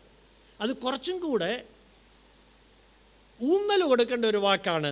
അത് 12-ാം വാക്യത്തിലാണ്. മലയാളം, ഇംഗ്ലീഷ് അതെങ്ങനെയാണെന്ന് നോക്കാം. ഫിലിപ്പി ലേഖനം 3-ാം അധ്യായത്തിൻ്റെ 12-ാമത്തെ വാക്യം. ലഭിച്ചു കഴിഞ്ഞുവെന്നോ തികഞ്ഞവനായി എന്നോ അല്ല, ഞാൻ ക്രിസ്തു യേശുവിനാൽ പിടിക്കപ്പെട്ടിരിക്കുന്നത് കൊണ്ട് എനിക്കും അത് പിടിക്കാമോ എന്ന് വെച്ച് പിന്തുടരുന്നതേ ഉള്ളൂ. പിന്തുടരുന്നു, ഐ ഫോളോ ആഫ്റ്റർ. ഓടുന്നു, പിന്തുടരുന്നു. പിന്തുടരുക എന്ന് പറഞ്ഞാൽ അതും ഒരു തരം ഓട്ടമാണ്. ഒരു വന്യമൃഗം അതിൻ്റെ ഇരയെ പിന്തുടരുന്നത്, അതിങ്ങനെ ഒരു സിംഹമോ ഒരു പുലിയോ ഒരു കരടിയോ അല്ലെങ്കിൽ ഒരു പട്ടിയോ ഒരു പൂച്ചയോ അതിൻ്റെ ഇരയെ കണ്ടിട്ട്, ഒരു പൂച്ച ഒരു എലിയെ കണ്ടിട്ട് ഓടുകയാണ്, അല്ലെങ്കിൽ ഒരു പട്ടി വേറെ എന്തെങ്കിലും ഒന്നിനെ പിടിക്കാനായിട്ട് ഓടുകയാണ്, ആ ഇര ജീവനും കൊണ്ട് ഓടും. അത് എത്ര വേഗത്തിൽ ഏതെല്ലാം വഴിക്കൂടെ ഓടുവോ അതിൻ്റെ ഇരട്ടി വേഗത്തിൽ അതിൻ്റെ പുറകെ പോയെങ്കിലേ അതിനെ പിടിക്കാൻ പറ്റൂ. പിന്തുടരുക എന്ന വാക്ക്, പ്രസ് ഓൺ.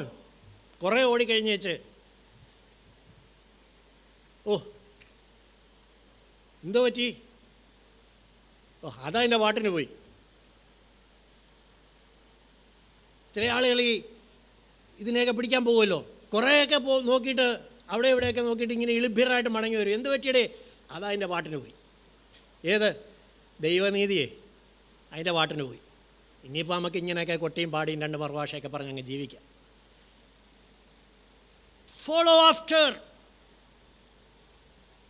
ഒരു വേട്ടമൃഗത്തെ, ഒരു ഇരയെ പിന്തുടരുന്നത് പോലെ അതിനെ കൊണ്ടേ പോവുള്ളൂ, അതിനെ പിടിച്ചേ അടങ്ങുള്ളൂ, നേടിയേ പറ്റുള്ളൂ.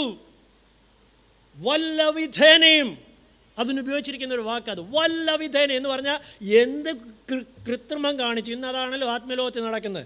കാലുവാരിയാണെങ്കിലും കൃത്രിമം കാണിച്ചാണെങ്കിലും അട്ടിമറിച്ചാണെങ്കിലും വൃത്തികേട് പറഞ്ഞാണെങ്കിലും എന്തും കാര്യം സാധിക്കണം. വല്ലവിധേനയും എന്ന് എഴുതിയിരിക്കുന്ന ജീവിതത്തിൽ ബാക്കി എല്ലാം എടുത്ത് കളഞ്ഞിട്ടാണെങ്കിലും ഈ ദൈവനീതി എനിക്ക് പ്രാപിക്കണം, ഞാൻ അതും കൊണ്ടേ പോവുള്ളൂ. എത്ര പേർക്ക് അങ്ങനെ നിശ്ചയമുണ്ട്? ഇത്രയും നാളൊക്കെ സഭയിൽ വന്നിട്ട് ഇതുവരെ ഒരു കാര്യവും നടന്നിട്ടില്ല. പള്ളിയിലായിരുന്നേ പണ്ടേ നടന്നേനെ, അതുകൊണ്ട് അടുത്ത ആഴ്ച മുതൽ ഞങ്ങളില്ല. അങ്ങനെ പറയുന്ന വിശ്വാസികളാണ് മറ്റേ ഇളിഭ്യരായിട്ട് നടക്കുന്നത്. അത് അതിൻ്റെ പാട്ടിന് പോയി. ദൈവനീതി അതിൻ്റെ പാട്ടിന് പോയി. കർത്താവ് വരുമ്പോഴേ ഇവിടെ ഇരിക്കുന്ന ഒരു കുഞ്ഞും അത് പറയാൻ എനിക്ക് താല്പര്യമില്ല.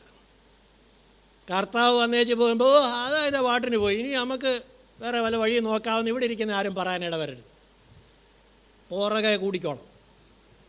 ദൈവനീതി പ്രാപിക്കണം, വല്ല വിധേനയും പ്രാപിക്കണം. 4 കാര്യങ്ങൾ പറയുന്നുണ്ട്. വായിച്ചേ അവിടെ 12 വാക്യം എന്തൊക്കെയാ പറയുന്നത്? ലഭിച്ചു കഴിഞ്ഞുവെന്നോ തികഞ്ഞവനായി എന്നോ അല്ല, ഞാൻ ക്രിസ്തു യേശുവിനാൽ പിടിക്കപ്പെട്ടിരിക്കുന്നത് കൊണ്ട് എനിക്കും അത് പിടിക്കാമോ. 9 മുതലുള്ള വാക്യങ്ങളിൽ താൻ അങ്ങനെ പിന്തുടരുന്ന കാര്യങ്ങൾ, എനിക്കും അത് പിടിക്കാമോ എന്ന് വെച്ചെന്ന് പറഞ്ഞാൽ ഈ ഇരയെ പിടിക്കുന്ന കാര്യമുണ്ടല്ലോ, ആ ദൃഷ്ടാന്തം മനസ്സിരുന്നോണം. ഇരയെ പിടിക്കാനായിട്ട് ഏത് വെള്ളത്തിലാണെങ്കിലും കടലിലാ മുള്ളാണെങ്കിലും മലയാണെങ്കിലും കല്ലാണെങ്കിലും ചാടി മറിഞ്ഞ് അതിൻ്റെ പുറകെ പോകാൻ തയ്യാറുള്ള ഒരു പിന്തുടർച്ചയെക്കുറിച്ചാണ്, ഒരു ഫോളോ ആഫ്റ്റർ ആണ് പൗലോസ് പറയുന്നത്. 9 വാക്യം വായിക്കുമ്പോൾ താൻ പിന്തുടരുന്ന, അങ്ങനെ പിടിക്കാമോ എന്ന് വെച്ച് പൊയ്ക്കൊണ്ടിരുന്ന 4 കാര്യങ്ങൾ കൂടെ ഞാൻ ഓർപ്പിച്ച് അവസാനിപ്പിക്കാം. വായിച്ചേ 9. ഞാൻ ക്രിസ്തുവിനെ നേടേണ്ടതിനും, to gain Christ, to know him, യേശുവിനെ നേടണം. ഇന്ന് ഈ ആരാധന കഴിയുമ്പോൾ ഞാൻ നിങ്ങൾക്കൊരു ചോദ്യം തരാം. എന്നോട് മറുപടി പറയണ്ട, അവരവരെ ഉത്തരം അങ്ങ് പറഞ്ഞു വെച്ചാൽ മതി. ആരാധന കഴിയുമ്പോൾ എന്ത് നേടി എന്നൊരു ചോദ്യം ചോദിച്ചോണം അവരവർ. എന്ത് നേടി? യേശുവിനെ നേടിയില്ലെങ്കിൽ ബാക്കി നേടിയതെല്ലാം ചവറ ദൈവമക്കളെ. മനുഷ്യരുടെ അഭിപ്രായം, ഞാനിവിടെ നിന്ന് 1 മണിക്കൂർ പ്രസംഗിച്ചു, നല്ല പ്രസംഗമായിരുന്നെന്ന് നിങ്ങൾ പറഞ്ഞു, അങ്ങനെ അധികം പേര് ഇപ്പോൾ പറയാറില്ല, പിന്നെ സഹി കേട്ടങ്ങിരിക്കുന്നെന്നുള്ളതേ ഉള്ളൂ. പറഞ്ഞേച്ചാൽ അതാണ് ഞാൻ നേടിയതെങ്കിൽ ഈ പ്രസംഗം വ്യർത്ഥമാണ്. ടു ഗെയിൻ ക്രൈസ്റ്റ്, യേശുവിനെ നേടണം. കഴിഞ്ഞ 10 വർഷത്തെ ആത്മീയ ജീവിതം കൊണ്ട് എന്ത് നേടി? യേശുവിനെ നേടിയില്ലെങ്കിൽ നമ്മുടെ ആത്മീയ ജീവിതം ഒരു പരാജയമാണ്. സ്വന്തം നീതിയുടെ ആ കറ പിടിച്ച ഉടുപ്പും കൊണ്ടാണ് നമ്മൾ ജീവിക്കുന്നത്. ഗെയിൻ ക്രൈസ്റ്റ്, യേശുവിനെ നേടണം. ബാക്കിയൊക്കെ പൊക്കോട്ടെ. യേശു, ക്രൈസ്റ്റ് ആൻഡ് ക്രൈസ്റ്റ് എലോൺ. യേശു. പൗലോസിന് ഒരുപാട് കാര്യങ്ങൾ കർത്താവിൻ്റെ വേലയിൽ ചെയ്ത മനുഷ്യനാണ്. നമ്മൾ വായിക്കുന്ന പുതിയ നിയമത്തിലെ ഏറ്റവും അധികം ലേഖനങ്ങൾ എഴുതിയ മനുഷ്യനാണ്. വെളിപ്പാടുകളുടെ ആധിക്യമുണ്ടായിരുന്നവനാണ്. 3-ാം സ്വർഗത്തോളം എടുക്കപ്പെട്ടവനാണ്. അവൻ പറയുകയാണ്, യേശുവിനെ നേടിയില്ലെങ്കിൽ ഇതെല്ലാം വ്യർത്ഥമാണ്. ഗെയിൻ ക്രൈസ്റ്റ്, യേശുവിനെ നേടും. നമ്മുടെ ജീവിതത്തിലുള്ളത് ഒരു പഴയ കാലത്തെ ത്രാസുണ്ടല്ലോ, 2, ഇപ്പോൾ എല്ലാം ഇലക്ട്രോണിക് ബാലൻസാണ്. ജീവിതത്തിൽ ബാക്കിയുള്ളതെല്ലാം എടുത്ത ഒരു തട്ടിൽ, മറുവശത്ത് നമ്മുടെ ജീവിതത്തിൻ്റെ യേശുവിനെ നേടിയ വിഷയം, യേശു എത്രമാത്രം യേശുവിനെ നേടി. ഈ തട്ട് ഇങ്ങനെയാണ് നിൽക്കുന്നതെങ്കിൽ രക്ഷപ്പെട്ടു, യേശുവിനെ നേടി. എന്നാൽ തട്ട് തിരിഞ്ഞാണ് പോകുന്നതെങ്കിൽ, യേശുവിനേക്കാൾ ഭാരമുള്ള ഒരുപാട് കാര്യങ്ങൾ ജീവിതത്തിൽ നേടിക്കഴിഞ്ഞെങ്കിൽ പരാജയമാണ് ക്രിസ്തീയ ജീവിതം. Gain Christ, to know Christ, യേശുവിനെ നേടണം. ഞാൻ അതിനുവേണ്ടി പിന്തുടരുകയാണ് വല്ല വിധേനയും. യേശുവിനെ നോക്കി അതെൻ്റെ ജീവിതത്തിൽ വേണം, യേശുവിനെ നോക്കി അതെൻ്റെ ജീവിതത്തിൽ വേണം, യേശുവിനെ നോക്കി അതെൻ്റെ ജീവിതത്തിൽ വേണം. Gain Christ. വായിച്ചേ 9-ാം വാക്യം. ഞാൻ ക്രിസ്തുവിനെ നേടേണ്ടതിനും ന്യായപ്രമാണത്തിൽ നിന്നുള്ള എൻ്റെ സ്വന്തം നീതിയല്ല, ക്രിസ്തുവിലുള്ള വിശ്വാസം മൂലം ദൈവം വിശ്വസിക്കുന്നവർക്ക് നൽകുന്ന നീതി തന്നെ ലഭിച്ച്. നീതി ലഭിക്കണം, അതാണല്ലോ വിഷയം. അപ്പോൾ 1 ക്രിസ്തുവിനെ നേടണം. 10-ാം വാക്യം. അവൻ്റെ മരണത്തോട് അനുരൂപപ്പെട്ടിട്ട് അവനെയും അവൻ്റെ പുനരുദ്ധാനത്തിൻ്റെ ശക്തിയെയും അവൻ്റെ കഷ്ടാനുഭവങ്ങളുടെ കൂട്ടായ്മയും അനുഭവിച്ചറിയണം. 2 കാര്യങ്ങൾ അനുഭവിച്ചറിയണം. 1, ആദ്യം യേശുവിനെ നേടണം. അടുത്ത കാര്യം, the power of his resurrection, അവൻ്റെ പുനരുത്ഥാനത്തിൻ്റെ ശക്തി അനുഭവിച്ചറിയണം. യേശു കർത്താവിൻ്റെ പുനരുത്ഥാനത്തിൻ്റെ ശക്തി അനുഭവിച്ച ആളുകളെ വിളിച്ച് ചോദിച്ചാൽ അവർ പറയും, എന്താണ് ഈ പുനരുത്ഥാനത്തിൻ്റെ ശക്തി? നമുക്കിവിടെ ഇരുന്ന് പറയാനേ പറ്റുള്ളൂ. നയീനിലെ വിധവയുടെ മോനെയോ ലാസറിനെ, അതാണ് ഏറ്റവും നല്ല എക്സാമ്പിൾ. ബഥാനിയയിലെ ലാസറിനെ വിളിച്ച്, ലാസറെ ഒന്ന് വരാമോ? What is his power of resurrection? പുനരുത്ഥാനത്തിൻ്റെ ശക്തി എന്ന് പറഞ്ഞാൽ എന്താ? ലാസർ ഒരു സാക്ഷ്യം പറയും. മരിച്ച് 4 ദിവസമായി, നാറ്റം വെച്ച്, എൻ്റെ സ്വന്തം സഹോദര ബ്രദറെ ആങ്ങളെ പൊന്നെ ചക്കരയെന്നും പറഞ്ഞ് കെട്ടിപ്പിടിച്ചുകൊണ്ട് നടന്ന, അവസാന അന്ത്യചുംബനം പോലും കെട്ടിപ്പിടിച്ച പെങ്ങന്മാർ വരെ പറഞ്ഞ് കല്ല് ഉറക്കല്ലേ നാറുവേ, അത്രയും വരെ ഉള്ളൂ. പക്ഷേ അവിടെ മുഴങ്ങിയ ഒരു ദൈവശബ്ദമുണ്ട്, ലാസറെ പുറത്തു വരിക എന്ന് പറഞ്ഞപ്പോൾ അഴുകി നാറിയിരുന്ന എൻ്റെ ശരീരം ജീവൻ പ്രാപിച്ച്, എൻ്റെ പ്രാണൻ മടങ്ങി വന്ന് ഞാൻ ജീവനുള്ള ദേഹിയായി ഞാൻ എഴുന്നേറ്റ് നിന്നു. അതാണ് ആ പുനരുത്ഥാനത്തിൻ്റെ ശക്തി. ജീവിതത്തിൽ അവൻ്റെ പുനരുത്ഥാനത്തിൻ്റെ ശക്തി എപ്പോഴൊക്കെ അനുഭവിക്കുന്നുണ്ട്?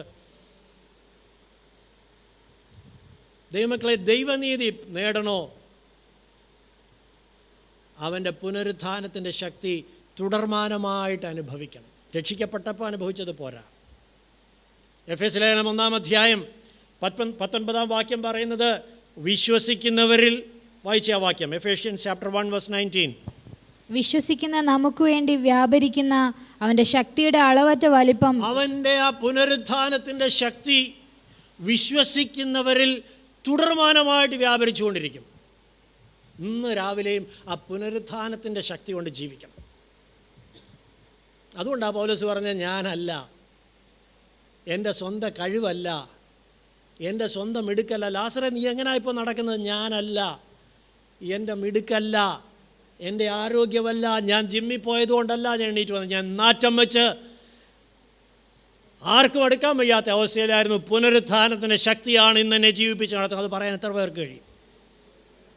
ഞാൻ ഇന്ന് എണീറ്റ് നിൽക്കുന്നത് പുനരുത്ഥാനത്തിൻ്റെ ശക്തിയാലാണ്, എൻ്റെ സ്വന്തം കഴിവിലല്ല. അത് പറയാൻ കഴിയുന്നതാണ്. ആമേൻ. ആ ദൈവനീതി പ്രാപിക്കാൻ നാം പിന്തുടരും. ഓരോ ദിവസവും follow after the power of his resurrection. എനിക്ക് പാട്ട് പാടാൻ കഴിയുന്നെങ്കിൽ, എനിക്ക് പ്രാർത്ഥിക്കാൻ കഴിയുന്നെങ്കിൽ, എനിക്ക് സാക്ഷ്യം പറയാൻ കഴിയുന്നെങ്കിൽ, എനിക്ക് പ്രസംഗിക്കാൻ കഴിയുന്നെങ്കിൽ, എനിക്ക് സുവിശേഷം പറയാൻ കഴിയുന്നെങ്കിൽ, എനിക്ക് വീട്ടു ജോലി ചെയ്യാൻ കഴിയുന്നെങ്കിൽ, എനിക്ക് വണ്ടി ഓടിക്കാൻ കഴിയുന്നെങ്കിൽ, it is because of the power of his resurrection. വിശ്വസിക്കുന്നവരിൽ വ്യാപരിക്കുന്ന അവൻ്റെ പുനരുത്ഥാനത്തിൻ്റെ ശക്തി ഇന്നെന്നിൽ ഇറങ്ങുന്നത് കൊണ്ടാണ് ഇന്ന് എനിക്കിത് കഴിയുന്നത്. നമ്മുടെ മിടുക്കല്ല ദൈവമക്കളെ. Follow after, പിന്തുടർന്നോണം. പുനരുത്ഥാനത്തിൽ ഈ കറണ്ട് പോകുമ്പോൾ നമ്മൾ അങ്ങോട്ടും ഇങ്ങോട്ടുമൊക്കെ നോക്കും. നമുക്കറിയാം, ഈ കറണ്ട് ഉള്ളപ്പോൾ നമ്മൾ അറിയത്തില്ല. കാരണം അത് തുടർമാനമായിട്ട് ഒഴുകിക്കൊണ്ടിരുന്നെങ്കിലേ ഈ പണി നടക്കുകയുള്ളൂ. ഈ എപ്പോൾ ഇത് പോകുമോ? പലപ്പോഴും നമ്മുടെ ആത്മീയ ജീവിതം എന്ന് പറഞ്ഞാൽ ഈ കറണ്ട് പോയ വിശ്വാസികളാണ്. നമ്മൾ അങ്ങോട്ടും ഇങ്ങോട്ടുമൊക്കെ നോക്കി പകച്ച് നിൽക്കുക. ഇത് ഒഴുകിക്കൊണ്ടിരിക്കട്ടെ, എല്ലാ ദിവസവും അവൻ്റെ പുനരുത്ഥാനത്തിൻ്റെ ശക്തി ഒഴുകിക്കൊണ്ടിരിക്കട്ടെ. ഇല്ലാത്തതിനെ ഉള്ളതിനെ പോലെ വിളിക്കുകയും മരിച്ചവരെ ജീവിപ്പിക്കുകയും ചെയ്യുന്ന പുനരുത്ഥാനത്തിൻ്റെ ശക്തി ഇന്നെന്നിൽ വ്യാപരിച്ചെങ്കിലേ എനിക്ക് ആ ദൈവനീതിയിലെത്താൻ കഴിയൂ. ഇല്ലെങ്കിൽ നമ്മൾ സ്വന്തം നീതിയും പൊക്കി പറഞ്ഞുകൊണ്ട്, പൊങ്ങച്ചം പറഞ്ഞുകൊണ്ട് നടക്കും. സാക്ഷ്യങ്ങളെല്ലാം പൊങ്ങച്ചമായിരിക്കും. 3-ാമത്തെ കാര്യം, അവൻ്റെ കഷ്ടാനുഭവങ്ങളുടെ കൂട്ടായ്മ അനുഭവിച്ചറിയണം. എത്ര പേർക്ക് അതിനാഗ്രഹമുണ്ട്? Fellowship of his suffering. ഇന്നലെ കഴിഞ്ഞ ദിവസങ്ങളിൽ പത്രോസിൻ്റെ ലേഖനം പഠിച്ചപ്പോൾ നമ്മൾ കണ്ടല്ലോ, പാപം ചെയ്യാതെ ദൈവേഷ്ടം ചെയ്തത് നിമിത്തം സഹിച്ചതാണ് ക്രിസ്തുവിൻ്റെ കഷ്ടാനുഭവം. പാപം ചെയ്തിട്ട് ദൈവേഷ്ടത്തിൽ നിന്ന് മാറി നടക്കുമ്പോൾ അനുഭവിക്കുന്ന കഷ്ടങ്ങളുണ്ട്. അതല്ല പൗലോസ് പറയുന്ന കഷ്ടങ്ങൾ. താൻ അടിയേറ്റു, ഉപദ്രവം സഹിച്ചു, ഒരുപാട് കാര്യങ്ങൾ തനിക്ക് പറയാനുണ്ട്. പക്ഷേ താൻ ദൈവേഷ്ടം ചെയ്തിട്ട് അനുഭവിക്കുന്ന കാര്യങ്ങൾ, അതാണ് ക്രിസ്തുവിൻ്റെ കഷ്ടാനുഭവങ്ങളുടെ കൂട്ടായ്മ. അതിന് മനസ്സോടെ ഏൽപ്പിച്ചു കൊടുക്കണം. അത് ആ സ്വയനീതിയുടെ വർജിക്കേണ്ടതെല്ലാം വർജിക്കാമെങ്കിൽ ഓരോ ദിവസവും അവൻ്റെ കഷ്ടാനുഭവങ്ങളുടെ കൂട്ടായ്മ, the fellowship of his suffering. എന്നിട്ട് പറയുകയാണ് അടുത്ത വാക്യം, ഇങ്ങനെ വല്ല വിധേനയും മരിച്ചവരുടെ ഇടയിൽ നിന്നുള്ള പുനരുത്ഥാനം എനിക്ക് പ്രാപിക്കണം. ആ വാക്കിനകത്ത് തന്നെ അതിൻ്റെ ഉത്തരമുണ്ട്. മരിച്ചവർ ആണ് ഉയർത്തെഴുന്നേൽപ്പ് പ്രാപിക്കുന്നത്. ഇവിടെ പറയുന്നത് റോമാലേഖനം 6-ാം അധ്യായം 5-ാം വാക്യം വായിക്കാമെങ്കിൽ, ഈ പുനരുത്ഥാനം ആരാ അനുഭവിക്കാൻ പോകുന്നതെന്നറിയാമോ? റോമർ 6:5 വായിക്കാമോ? ക്രിസ്തു മരിച്ചിട്ട് പിതാവിന്റെ മഹിമയാൽ ജീവിച്ചെഴുന്നേറ്റതുപോലെ നാമും ജീവന്റെ പുതുക്കത്തിൽ നടക്കേണ്ടതിന് തന്നെ. അടുത്ത വാക്യം. അവന്റെ മരണത്തിന്റെ സാദൃശ്യത്തോട് നാം ഏകീഭവിച്ചവരായെങ്കിൽ പുനരുത്ഥാനത്തിന്റെ സാദൃശ്യത്തോടും ഏകീഭവിക്കും. യേശു കർത്താവിന്റെ പുനരുത്ഥാനത്തോട്, റിസറക്ഷനോട് ഏകീഭവിക്കാൻ വചനം വെച്ചിരിക്കുന്ന ഒരേ ഒരു മാർഗം അവൻ്റെ മരണത്തോട് അനുരൂപപ്പെടണം. ഞാനെന്ന വ്യക്തി, സ്വയം ഞാനെന്ന ഭാവം അവനോടുകൂടെ മരിച്ച്, എൻ്റെ ആ പഴയ മനുഷ്യൻ അവനോടുകൂടെ മരിച്ച്, ക്രൂശിക്കപ്പെട്ട അവനോടുകൂടെ മരിച്ച്, സ്നാനത്തിൽ അതിൻ്റെ അടയാളമാണ്. എല്ലാ ദിവസവും അത് നമ്മുടെ അനുഭവമായിരിക്കാം. 4 കാര്യങ്ങളാണ് പൗലോസ് വേട്ടപ്പട്ടിയെപ്പോലെ പിന്തുടർന്ന 4 കാര്യങ്ങളാണ്. 1, അവനെ അറിയണം, അവനെ നേടണം. അതിൻ്റെ പുറകെ കൂടിയിരിക്കുക. വല്ല വിധേനയും എനിക്ക് യേശുവിനെ അറിയണം, യേശുവിനെ നേടണം. 2, അവൻ്റെ പുനരുത്ഥാനത്തിൻ്റെ ശക്തി അനുഭവിച്ചറിയണം. എല്ലാ ദിവസവും എൻ്റെ സ്വന്തം കഴിവിനപ്പുറം എന്നിൽ വ്യാപരിക്കുന്ന, എന്നെ ജീവിപ്പിക്കുന്ന, എന്നെ മുന്നോട്ട് നടത്തിക്കൊണ്ടിരിക്കുന്ന ആ പുനരുത്ഥാനത്തിൻ്റെ ശക്തി ലാസർ അനുഭവിച്ചതുപോലെ എനിക്കും ഓരോ ദിവസവും അനുഭവിച്ചറിയണം. അതിന് പിന്നാലെ കൂടിക്കോണം. 3, അവന് കഷ്ടാനുഭവങ്ങളുടെ കൂട്ടായ്മ എനിക്ക് അനുഭവിച്ചറിയണം. നന്മ ചെയ്തിട്ട് അനുഭവിക്കേണ്ടി വരുന്ന കഷ്ടങ്ങൾ, ദൈവത്തെ അനുസരിക്കുന്ന നിമിത്തം അനുഭവിക്കേണ്ടി വരുന്ന കഷ്ടങ്ങൾ. ദൈവേഷ്ടത്തിൽ നിന്ന് മാറിപ്പോകുമ്പോൾ കഷ്ടമൊഴിഞ്ഞു പോകുന്ന ഒരു മാർഗമെന്നുണ്ട്. പക്ഷേ ദൈവേഷ്ടത്തിൽ നടന്ന് കഷ്ടമനുഭവിക്കാനായിട്ട് മനസ്സ് വെക്കണം. 3, അവൻ്റെ ആ വല്ലവിധേനയും എന്ന് പറഞ്ഞാൽ പ്രസ്സിങ് ഓൺ. അത് ഏത് വിധത്തിലും അത് നേടിയേ പറ്റുള്ളൂ. കർത്താവായ യേശു ക്രിസ്തുവിൻ്റെ ആ പുനരുത്ഥാനം, മരിച്ചവരുടെ ഇടയിൽ നിന്നുള്ള പുനരുത്ഥാനം വല്ലവിധേനയും പ്രാപിക്കണം. ഈ നാളുകളിലൊന്നിൽ കർത്താവ് വരും. ആര് മരിച്ചവരിൽ നിന്ന് പുനരുത്ഥാനം പ്രാപിക്കും? ദൈവനീതിക്ക് വേണ്ടി ഇതുപോലെ പിന്തുടരാൻ നമുക്ക് കഴിയണം ദൈവമക്കളെ. സ്വന്തം നീതി എന്ന് പറയുന്നത് നമ്മെ ദൈവത്തിൻ്റെ പദ്ധതിയിൽ നിന്നും എല്ലാ ദൈവിക അനുഗ്രഹങ്ങളിൽ നിന്നും ഒടുവിൽ സ്വർഗത്തിലെ ആ ഇടത്തിൽ നിന്നും നമ്മെ പുറത്താക്കി കളയുന്ന വിഷയമാണ്. അതുകൊണ്ട് നമ്മുടെ കണ്ണുകളെ അടയ്ക്കാം. ശാന്തമായ ദിവസങ്ങളിൽ ദൈവസന്നിധിയിലിരുന്ന് കർത്താവേ, ഇതിൻ്റെ പൊരുൾ കുറച്ചുകൂടെ ഒന്ന് മനസ്സിലാക്കി തരണേ. പൗലോസ് പറഞ്ഞു, എൻ്റെ സ്വന്തം നീതിയല്ല, വിശ്വസിക്കുന്നവർക്ക് ലഭിക്കുന്ന ദൈവത്തിൻ്റെ നീതി തന്നെ എനിക്ക് പ്രാപിക്കണം. അതിനുവേണ്ടി 3 കാര്യങ്ങൾ താൻ ചെയ്തു. 1, താൻ ചപ്പെന്നും ചവറെന്നും വേണ്ടി ഉപേക്ഷിച്ച് കളഞ്ഞ് നഷ്ടമെന്നെണ്ണണം, ചവറെന്നെണ്ണണം, ലോസ് എന്നെണ്ണണം, റബ്ബിഷ് എന്നെണ്ണണം. 2-മത്തെ കാര്യം, താൻ ഓടുന്നു എന്നാണ് പറയുന്നത്. എങ്ങനെ ഓടണം? നമ്മൾ കണ്ടു. പ്രാപിക്കാൻ തക്കവണ്ണം ഓടണം, വർജനം ആചരിച്ചു കൊണ്ട് ഓടണം, നിശ്ചയബോധത്തോടുകൂടെ ഓടണം. ആമേൻ. മാത്രമല്ല അച്ചടക്കത്തോടുകൂടെ ഓടണം. 3-മത്തെ കാര്യം, പ്രസ്സിങ് ഓൺ, പിന്തുടരണമെന്ന് പറഞ്ഞാൽ അതും ഓട്ടമാണ്. പക്ഷേ ഒരു ഓട്ടക്കളത്തിൽ ഓടുന്ന ഓട്ടവും പിന്തുടരുന്ന ഓട്ടവും തമ്മിൽ വ്യത്യാസമുണ്ട്. ഒരു കള്ളനെ പിടിക്കാൻ ഒരു പോലീസ് പുറകെ ഓടുന്നെങ്കിൽ, ഒരു ഇരയെ പിടിക്കാൻ ഒരു മൃഗം ഓടുന്നെങ്കിൽ അതൊരു ലക്ഷ്യബോധത്തോടെ കിട്ടിയേ അതിന് കൊണ്ടേ പോകൂ എന്ന് പറഞ്ഞ് ഓടുന്ന ഓട്ടമാണ്. അത് ഓട്ടക്കളത്തിൽ ഓടുന്നത് പോലെ സ്റ്റൈലൊന്നും നോക്കി ഓടുന്ന ഓട്ടമല്ല. അതൊരു ഫിക്സഡ് ടൈമിന് വേണ്ടി ഓടുന്ന ഓട്ടമല്ല. അത് കിട്ടുന്നത് വരെയും പിന്തുടരുന്ന ഒരു ഓട്ടമാണ്. അതാണ് ആ പിന്തുടരണം എന്നെഴുതിയിരിക്കുന്നത്. ആമേൻ. യേശുവിനെ നേടണം, അവൻ്റെ പുനരുത്ഥാനത്തിൻ്റെ ശക്തി അനുഭവിച്ചറിയണം, അവൻ്റെ കഷ്ടാനുഭവങ്ങളുടെ കൂട്ടായ്മ അനുഭവിച്ചറിയണം. ഇങ്ങനെ വല്ലവിധേനയും മരിച്ചവരുടെ ഇടയിൽ നിന്നുള്ള പുനരുത്ഥാനം പ്രാപിക്കണം. നമ്മുടെ ലക്ഷ്യം മാറിപ്പോയാൽ നാം സ്വന്തം നീതിയിൽ തൃപ്തിപ്പെട്ട് നല്ലൊരു വിശ്വാസിയാണെന്ന് നമ്മളെക്കുറിച്ച് തന്നെ മാർക്കിട്ട് മറ്റുള്ളവരെ ധിക്കരിച്ച് നമ്മൾ മുന്നോട്ട് പോയിക്കൊണ്ടിരിക്കും. നമ്മുടെ കണ്ണുകളെ അടയ്ക്കാം, നമ്മുടെ വായെ തുറക്കാം, ദൈവഭാഗം ഒന്ന് നിലവിളിക്കാമോ? എൻ്റെ കർത്താവേ, ഈ പുനരുത്ഥാനത്തിൻ്റെ ശക്തി എനിക്ക് അനുഭവിച്ചറിയണം, എനിക്ക് യേശുവിനെ നേടണം, എനിക്ക് അല്പം കൂടെ യേശുവിനെ നേടണം. ഇന്നലെ ഉണ്ടായിരുന്നതിനേക്കാൾ അധികം I want to be more like Jesus. യേശുവിനോട് എനിക്ക് അനുരൂപപ്പെടണം, അവൻ്റെ കഷ്ടാനുഭവങ്ങളോട് എനിക്ക് അനുരൂപപ്പെടണം, അവൻ്റെ പുനരുത്ഥാനത്തിൻ്റെ ശക്തി എനിക്ക് അനുഭവിച്ചറിയണം. എത്ര പേർക്ക് ആഗ്രഹമുണ്ട്? നമ്മുടെ വായം തുറക്കാമോ? പരിശുദ്ധാത്മാവിനൊന്ന് വിട്ടുകൊടുക്കാമോ? ഹൃദയംഗമായിട്ടൊന്ന് ഏറ്റു പറയാമോ? ഈ സ്വന്തം നീതിയുടെ ആ മുഷിഞ്ഞ വസ്ത്രമൊന്ന് മാറ്റിത്തരണേ കർത്താവേ. സ്വന്തം നീതി നമ്മെ ദൈവഭവനത്തിൽ നിന്ന് പുറത്താക്കുന്നതാ. സെൽഫ് റൈച്ചസ്നെസ് നമ്മെ ദൈവഭവനത്തിൽ നിന്ന് പുറത്താക്കി കളയുന്നതാ. ആമേൻ. എന്നാൽ ദൈവനീതി, ആമേൻ, വല്ലവിധേനയും മരിച്ചവരുടെ ഇടയിൽ നിന്നുള്ള ആ പുനരുത്ഥാനം ഉറപ്പിക്കുന്നതാണ്. പകൽക്കാലം എത്ര പേർക്ക് ആഗ്രഹമുണ്ട്?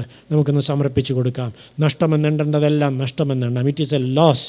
ഇതുവരെ നമ്മൾ ലാഭമാണെന്ന് പിടിച്ചു വെച്ചുകൊണ്ടിരുന്നത്, ലാഭമാണെന്ന് നമ്മൾ എണ്ണിക്കൊണ്ടിരുന്നത്, നേട്ടമാണെന്ന് നമ്മൾ കരുതിക്കൊണ്ടിരുന്നത് ഒരു നഷ്ടമാണ്. ജീവിതത്തിൽ അതൊരു നഷ്ടമാണെന്നൊരു തിരിച്ചറിവ് പകൽക്കാലം ദൈവസന്നിധിയിൽ നമുക്കൊന്ന് സമ്മതിക്കാം.